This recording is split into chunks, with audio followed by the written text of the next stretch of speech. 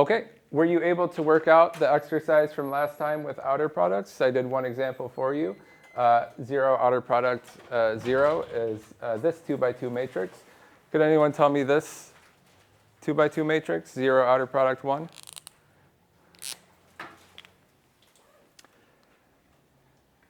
No one did it? If you try it, you should see 0, 1, 0, 0.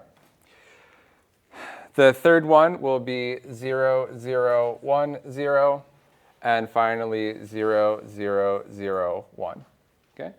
Make sure you're able to compute outer products. It's going to be very helpful. Once you're able to do that comfortably, then you'll notice a pattern here.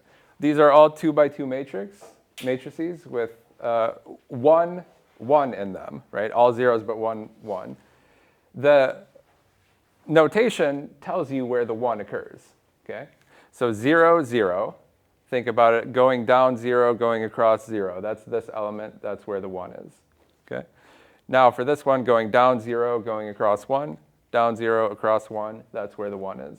So you can think of this as the notation, it's helpful notation, to remind you of what the answer to this will be. You also see an example of the theorem that we stated last time, which was that for any orthonormal basis,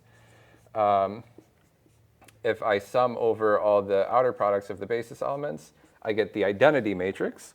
And you see that here, 0, 0 is this matrix, plus 1, 1 is this matrix, which is indeed identity.